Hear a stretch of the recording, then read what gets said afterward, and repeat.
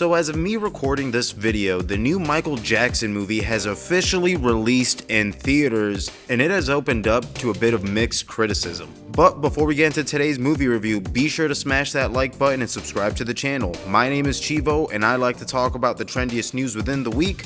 So let's get started. Alright y'all, so like I said in the beginning of this video, the new Michael Jackson movie is officially out. And if you've been subscribed to my channel for a minute now, you remember that when I started this channel, one of my most viewed videos was me reviewing and reacting to the new Michael Jackson trailer that came out back in November. So with that being said, this new Michael Jackson movie has been one of my most anticipated films of the year. And as a longtime Michael Jackson fan, it's been a long time coming that we got to see Michael Jackson being depicted on the big screen. Because the last time we got to see Michael Jackson performing on the big screen was unfortunately back when he passed away in 2009. And the footage that we got was his rehearsal footage preparing for his big concert in London. So when I heard that Michael Jackson was going to get a biopic next, I was thrilled. I was ecstatic. I remember combing over the subreddits and Twitter trying to find as much information as I could. And now that the movie's finally out, I'm not gonna lie, I was a little disappointed to see the movie reviews being so low. But lucky enough, I was able to see the movie twice before it got released. So with that being said, let's talk about Michael, the 2026 biopic. And be warned, there might be spoilers ahead. So Michael is a 2026 musical biopic directed by Antoine Fuqua, who you might know from movies like Training Day, the Equalizer trilogy, as well as The Magnificent Seven. The film also stars Coleman Domingo as Joseph Jackson, Nia Long as Catherine Jackson, Juliano Cruz Valdez and Jafar Jackson in the lead role of Michael. And I just wanted to give credit to the actors in this movie because they honestly melted into their roles. At times, I found it hard to distinguish them from the actual person that they were portraying at times. Especially Jafar Jackson playing Michael, who, if you didn't know, was Michael Jackson's real nephew. But Jafar was able to embody his uncle so perfectly that at times you didn't even see the actor, all you saw was Michael, and it honestly felt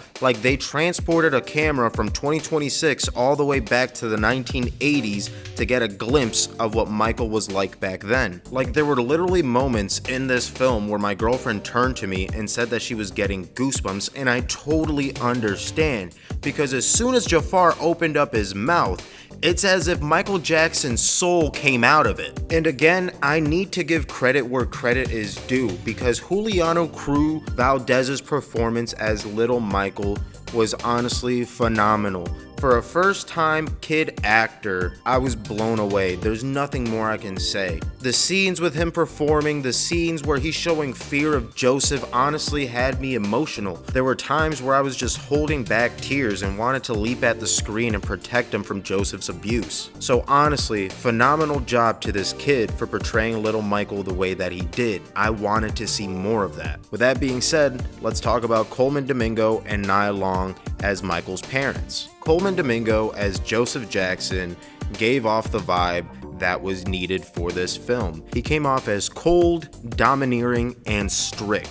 Almost all of the traits that we envisioned Joseph Jackson to have. We also get glimpses at the perfectionist that Joseph was with his boys, both physically and emotionally, as well as how corrupt he was behind the scenes when dealing with negotiations. And in contrast, we get Nia Long as Catherine Jackson, who is the motherly and nurturing figure for the boys. So when we do get to see Jafar or Juliano interacting with Nia Long's character of Catherine, we do get to see that loving and nurturing side of her more. I also want to give major credit to the cinematographer and choreographer for this movie, because every single time that we get one of those performances, one of those live stage performances, it feels like we got a sneak peek as to what it was like to be in one of those concerts back then. We get to see the crowd going crazy, we get to see the stage being lit up with electrifying lights, and most importantly of all, Jafar's dancing was out of this world.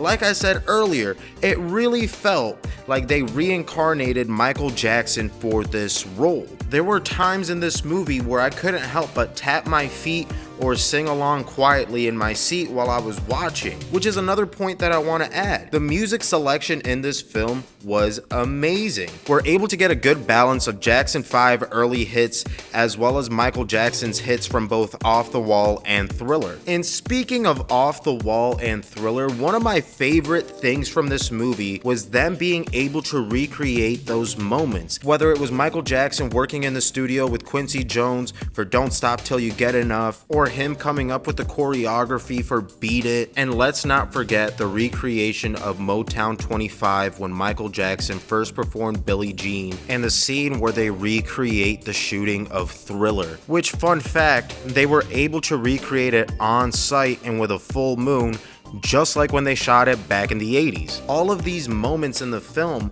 help us get into Michael's head just a little bit and see the artistry that was behind the man. And now that we took so much time to talk about the positives, I want to take a little bit of time to talk about the things that I didn't quite enjoy about the film. For one, I didn't enjoy the fact that we didn't get Rebe Jackson, that we didn't get Janet Jackson, and that we didn't get Randy Jackson in this movie. And I understand that there were issues going on behind the scenes with production. Some of the family members didn't want to be depicted, but damn, it felt like some scenes were just a little empty and that something was missing. Which leads into my next point. With the family members that we did get in the movie, I wish we got to see a little bit more interaction with them. Very rarely do we see Michael interacting with the rest of his family in this movie. The times that we do get to see Michael interacting with his brothers or with his sister, which is just one, it's just LaToya in this film, I wish they would have taken a little bit more time to marinate these scenes. I wish we would have gotten a little bit more time to see how Michael interacted with his family that wasn't his mom or his dad. Like, I wish we got to see more of the brothers bonding together. I wish we got to see some of that real life tension that Michael and Jermaine had, that brewed over the years. And look, I already know what people are going to say about this complaint because I've been seeing it over and over again.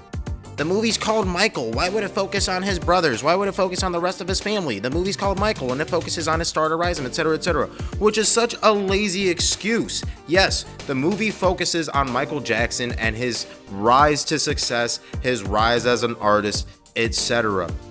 But don't you think that this individual is going to interact with his family? Don't you think that this man is going to have moments within his family that shape him as an individual? Why don't we get to see more of those relationships? Like, even from a story writing perspective, I feel like it's necessary. And it's not just the brothers that I wish I saw more interactions with. I wish I saw Michael interacting more with Quincy Jones when they were making Off the Wall and Thriller. I also wish we got to see a little bit more of Little Michael's interaction with Berry Gordy. I know that there's way more to tell behind those two. And another important figure that just got completely scrubbed out for this film was Diana Ross. Diana Ross was such a pivotal influence in Michael's life and in his career.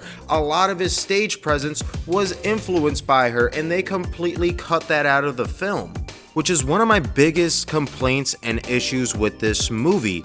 As much as I love Michael Jackson and as much as I was looking forward to this film, the pacing just feels all over the place.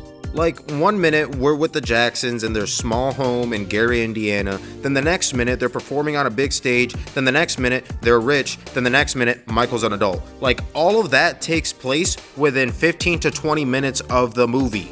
And it just shows that this film had a bunch of issues going on behind the scenes with production as well as the estate, because so much content, so much footage got cut out of this film, and you can tell.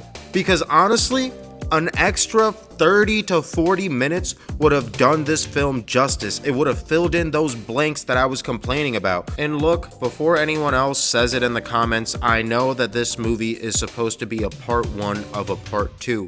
But I still feel like so much could have been told in that first half of Michael's life. So many more details could have been included. And unfortunately, production issues led to this. There's only so much that you can tell in a 2-hour film, especially with production issues. But then I look at movies like Elvis, which is only 40 minutes longer than the Michael movie, and I'm just blown away. And I wish that Michael Jackson was given the same love and the same care that that film had gotten. Because I'll be honest, I did not give a single fuck about Elvis growing up until I went to that theater in 2022 and saw Austin Butler shaking his hips as Elvis Presley for the first time. Like, sure, I heard some of his songs in Lilo and Stitch here and there, and I've heard his name being mentioned and imitated on Full House, but I never cared about him as an artist. But that movie changed everything for me, and I wish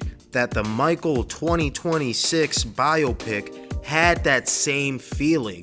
And unless you're a Michael Jackson fan, I don't know if it's gonna evoke those same emotions in you. I just hope that when the sequel releases, they fix some of these issues and listen to some of the complaints that the viewers had for this film. And if you stayed all the way till the end of this movie, then you know for a fact that they are going to release a sequel to this film. Because the way they ended it, it honestly felt like they took a note out of Marvel's script for setting up an Avengers movie. But I don't want you guys to get it twisted. I still enjoyed the film. I just wanted more out of it. I wish that they expanded on more. I wish they made and portrayed Michael to be as big and as great of an artist as he is. But unfortunately, this film fell a little flat in that department for me. The performances were great. The acting was great. The cinematography was great. But because the pacing was lacking for me, I have to give this film a 7 out of 10. But if you're a huge Michael Jackson fan, or if you're just curious about this movie, I still recommend you go to the theater and watch it, because honestly, seeing those concert scenes in a big screen was just amazing. It honestly was the closest thing to seeing Michael Jackson live in this day and age. But if you're a bit indifferent about Michael Jackson, then honestly, I just recommend for you to wait till this movie hits your home screen and you can rent it or stream it. But those are my thoughts on the new Michael Jackson biopic. If you guys went and seen it, let me know down in the comments below and let's have a discussion.